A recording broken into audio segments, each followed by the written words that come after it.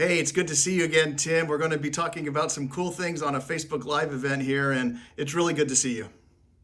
Man, it's good to see you. And we just want to express to everybody this is a situation none of us anticipated, and we're all in this together. And we just recognize that love doesn't take a back seat, dating doesn't take a back seat during COVID-19. So we thought we'd weigh in just very quickly on what are some dating tips. If you're in a relationship or you're thinking about starting a relationship, I think there could be some tips maybe to help you. I love that. Let's talk about maybe some new rules in this quarantine world, maybe new rules and expectations that change how we date. So, Tim, you kind of are interested in this thing called escalators, and a researcher who did some work on how the inevitable happens in some relationships like that. Yeah, there's a researcher named Bolton who came up with this interesting idea called escalators that really applies to dating. So it'd be certain things that propel you too quickly in a relationship. It'd be like an escalator that was out of whack and going way too fast.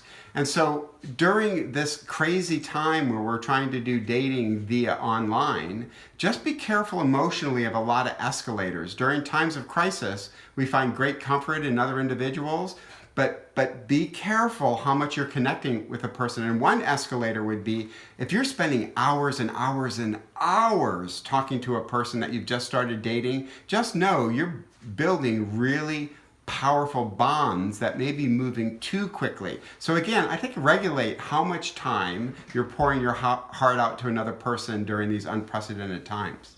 It's a great question to ask, right? Because an escalator can be both positive because you get to know somebody, but also has a negative if you don't build in the boundaries.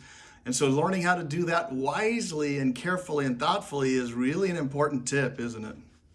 Yeah, and give yourself grace. We're all looking for connection. So obviously if you're in a dating relationship and that's been established, well, I think the good news is now you can focus on one aspect of that relationship, and that's the verbal part, right? Learning how to communicate well will serve you well after this pandemic is over. So now focus on the communication part, the verbal part. I think this could be a silver lining and really help you improve your relationship with the person that you're dating. I love it. I would suggest, Tim, for people that are dating during this time and learning and figuring out these kind of boundaries, is to go to our website at cmr.biola.edu. In fact, one thing on there is this guide of questions to spiritual intimacy. And you could go in and look at the questions, and they're really cool. You can just use and talk about, hey, what's the first question you want to ask God when you get to heaven? And what do you think people still value about the teachings found in the Bible? There's just some great questions, and I just saw it recently on our website.